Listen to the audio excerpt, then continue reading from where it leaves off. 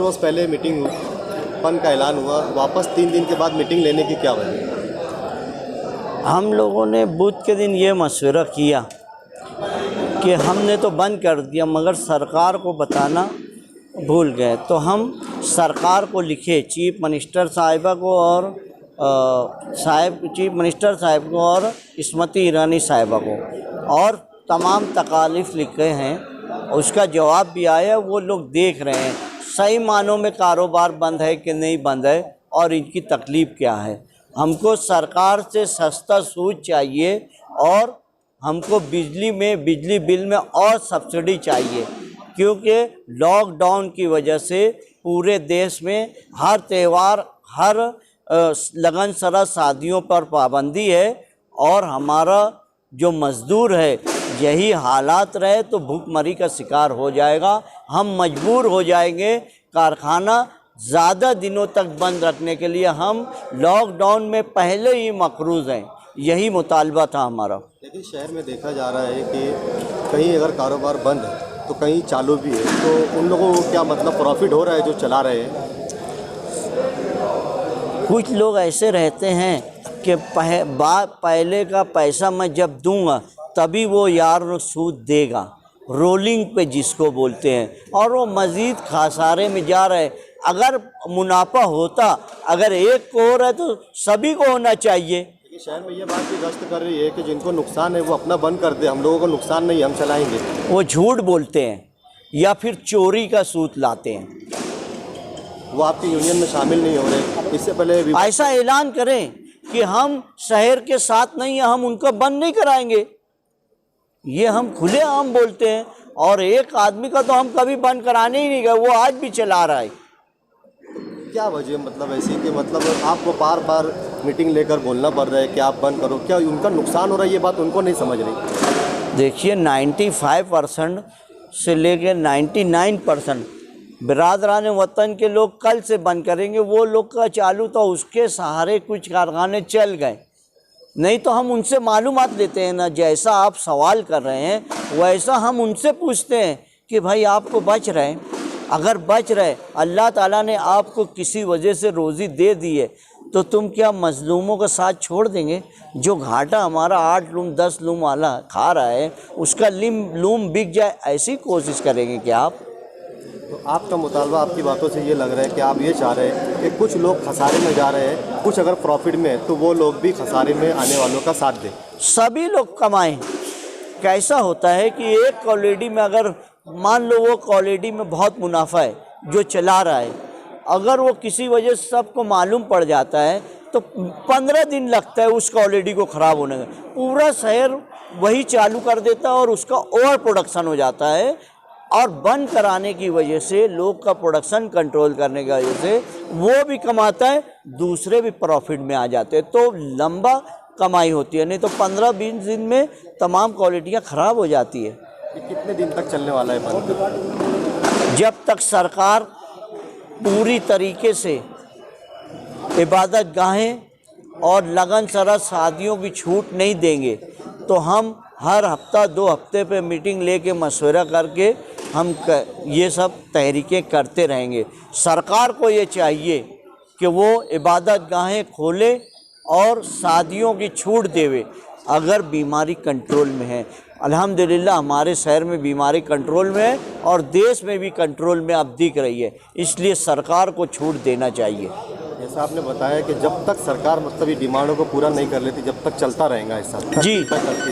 लेकिन हमने यहाँ पर देखा कि आपकी मीटिंग के अंदर सरमायादारों के साथ साथ वीवर के साथ साथ एक बड़ी अक्सरियत मजदूरों की थी, तो कहीं ना कहीं वो ये सोच रही थी कि यहाँ पर मतलब हमारे लिए भी कुछ बात होंगी, लेकिन वो यहाँ से मायूस होकर लौटे, जिनके ऊपर किसी ने भी कोई बात नहीं की। इस पर आप क्या कहेंगे?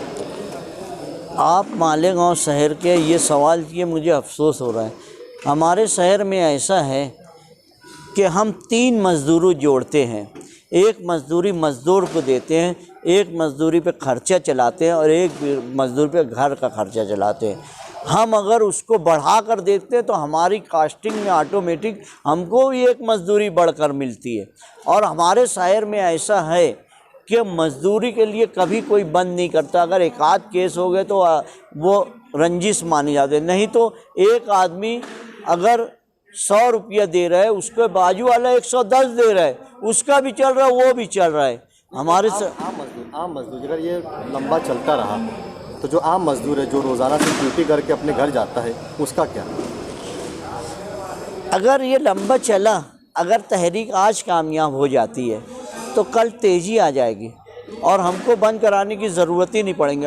और अगर हम चलाते गए तो आप ये देखना उस वक्त कि ये बोलता है मास्टर वीवर चलाने वाला कि यार मैं 410 रुपया देता था ना, अब 380 दूंगा भैया, तेरे को चलाने का होगा चला, नहीं तो जा। ये डायरेक्टली कोई इसके ऊपर क्लेम नहीं कर पाता। वो 380 में भी चलाने लगता है खामोशी, क्योंकि उसको 410 रुपया मजदूरी देने वाला कोई सेठ बचता ही नहीं है। और जब उसको ऐसा लगता है कि बहुत ज़्यादा मंदी है, मेरे को खुद को सूत लेना मुश्किल है, तो पहले वीवरों की भीम कटी रहने देता है, अपने कारखाने की भीम चलने देता है। वो कटी है, ये बाद में भीम आएंगे ऐसा बोलता है। तो 20 लूम वाला मजदूर 12 लूम चलाते रहता है। मेरे पास एक ऐसी रिपोर्ट है कि एक जगह 21 दिन के बाद भीम आई है, 21 दिन 2 लूम पर 21, या ध्यान रखना है, प्रूफ दे दूंगा मैं। और उसके वो भीम आने के बाद 6 दिन 6 भीम और कट गई है। ये हालात है। कोई ये मेरा सवाल ये है कि अगर ये तहरीक लंबी चलती रही तो वो आम मजदूर के लिए क्या कोई लाएअमल तय किया गया है? आम मजदूर को देखो, सेठ बचेगा तो आम मजदूर का ध्यान रखा जाएगा। 4-4 दिन जो चल रहा है ना, वो सिर्फ मजदूरों का चूल्हा चले इसके लिए चल रहा है। नहीं तो रोलिंग वाले जो है रोलिंग करते रहेंगे और जो पैसा कमाने वाले हैं वो पूरा बंद करके बैठ जाएंगे। टेंशन चौक में मजदूरों की यूनियन ने आज चंदा किया।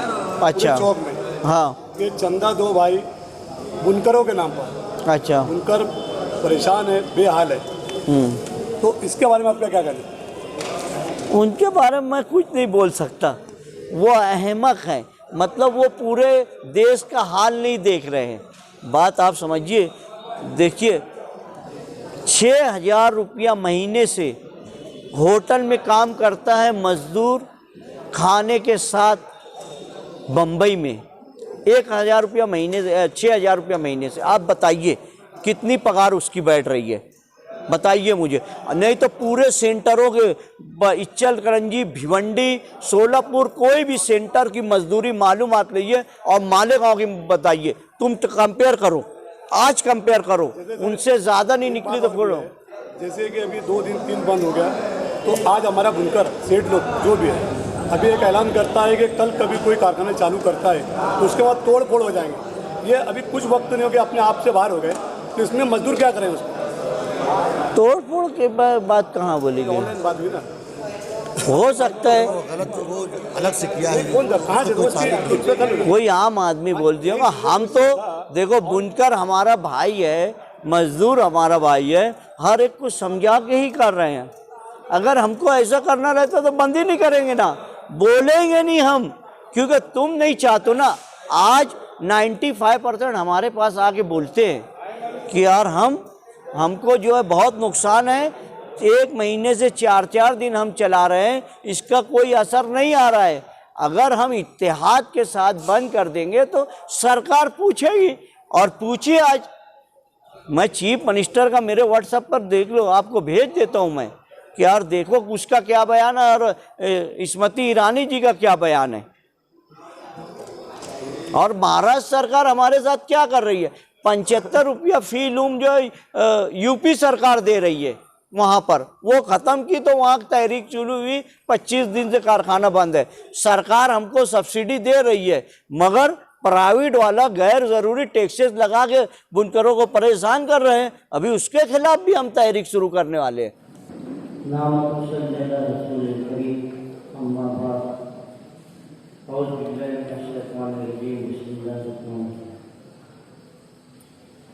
आज की इस मीटिंग में आए हमारे बुनकर तंजीमों के तमाम अहदेदारान, मेरे बुनकर भाइयों, 3 दिन हम बंद करने के बाद परसों ऐसा तय हुआ था, साजिद भाई मुझे फ़ोन करे जो अभी बोले आपको, तो मैं उस वक्त तुरंत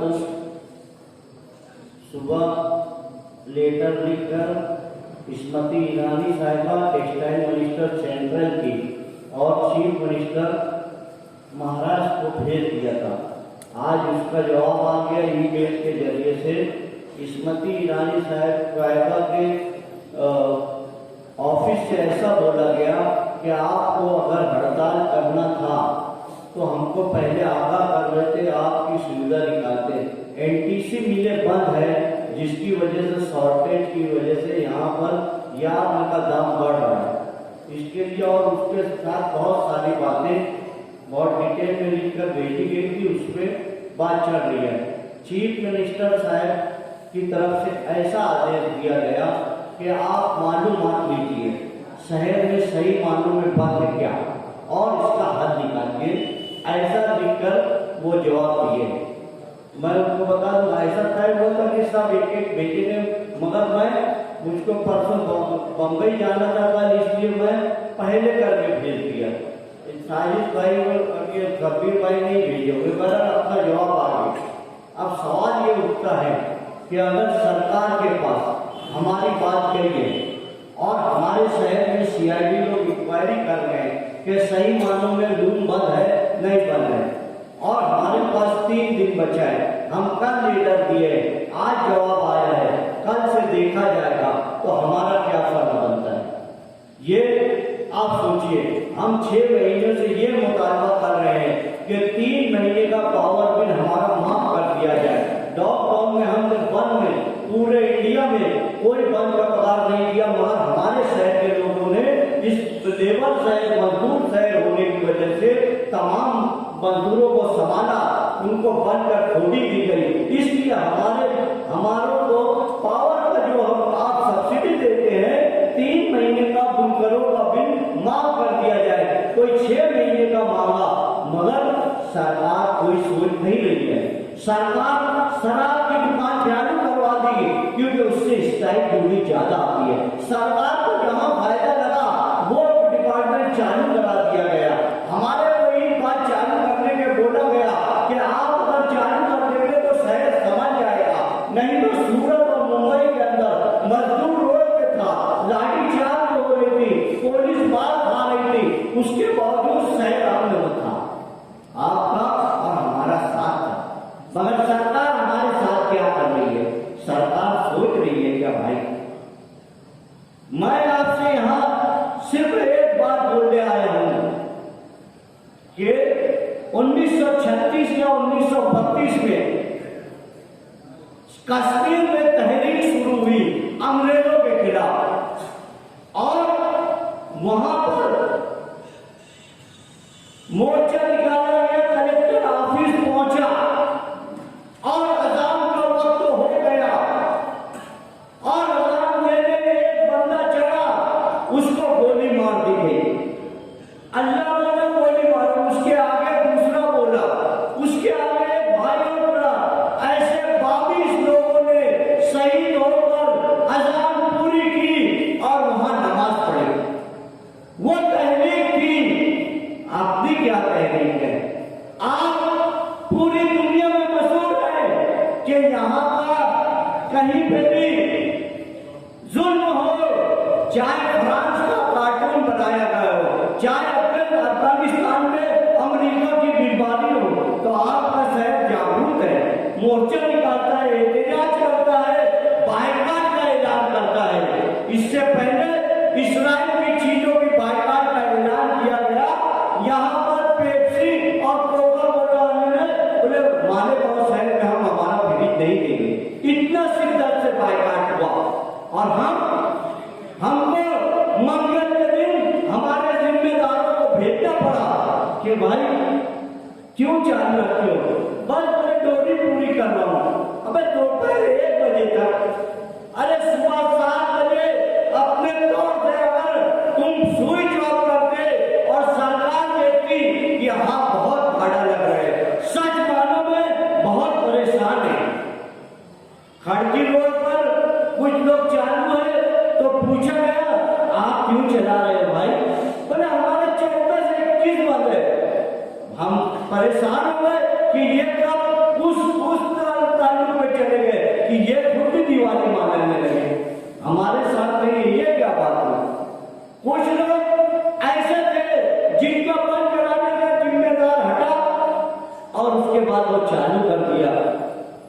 तो क्या हमको ये करना पड़ेगा?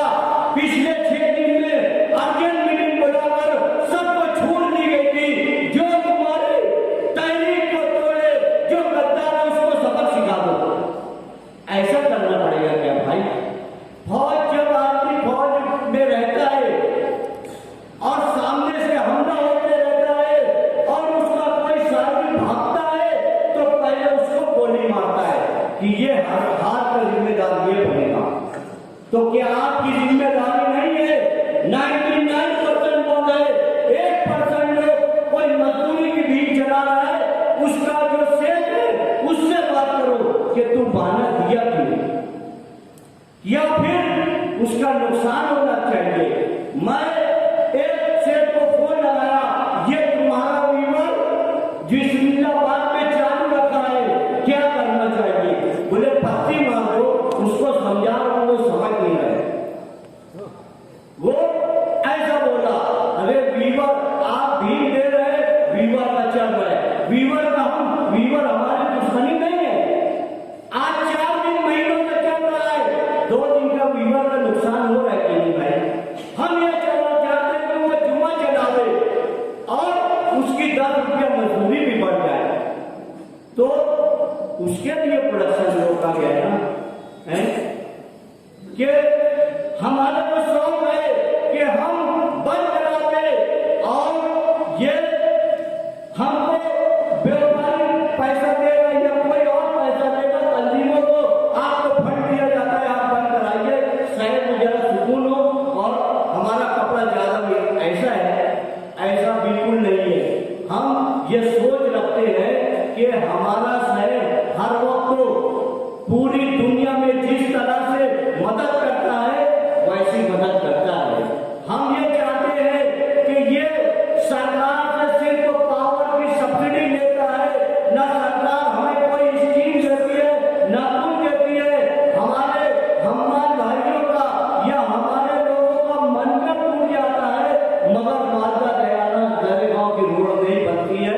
हमारे को सरकार कोई ऐसा फंड नहीं देती है जिससे कि और शहरों में जिस तरह रोड कदर बन जाती है, और हम ऐसी जिंदगी गुजार रहे हैं जो लोग बाहर से आते हैं वो गैर जरूरी नजर से क्लेम करके जाते हैं। ये सोचे कि भाई आप अच्छे रहे, आप अच्छा चलाए, मगर क्या होगा? हमको निकलना पड़ा था नहीं भाई, हमको समझाना पड़ा था नहीं पड़ा। जिन जिन लोगों से हम उनसे फोन से बात करनी थी, मगर कुछ लोग हैं जो इस तहरीक को डायनामाइट करने के लिए ये बोलते हैं कि मेरे बाजू वाले का नहीं बंद करेंगे, मैं चालू करा दूंगा। ये क्या बात हुई? पहले तो ये होना चाहिए, अगर एक महीने में एक एरिया में अगर एक कारखाना चालू है तो क्या वो तुम्हारी तहरीक को डायनामाइट नहीं कर रहा है? क्या वो कोई लीडर है या कोई दादा है जो चला है और ये बोलता है पूरा महीने का 10 कारखाने का मैं बाप हूं, मैं चलाऊंगा, तुम बात रखते हो रखो? ये माना जाएगा?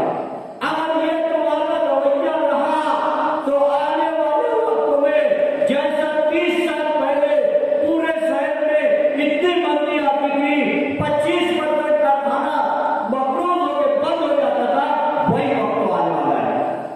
आपको इतिहास में जो तोड़े उसको किस तरह सबक सिखाना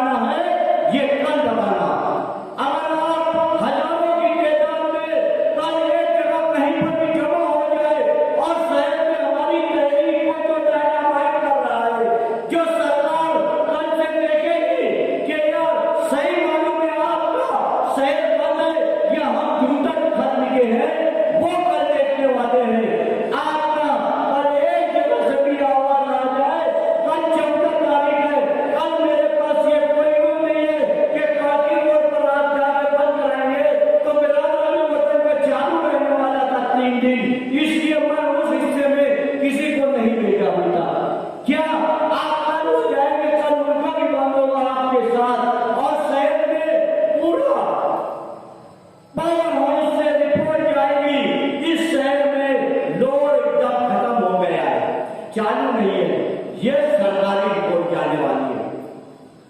और अगर आप 90% होकर 95% इतिहास करके अगर 1-2% वालों को नहीं सबक सिखा सकते तो वो दिन दूर नहीं, तुम्हारी सड़क के ऊपर हर लोग राज करेंगे और तुम कर्जों में डूब के मर जाओगे। हमारा शहर ऐसा नहीं है, ये बात ध्यान रखना। हमारे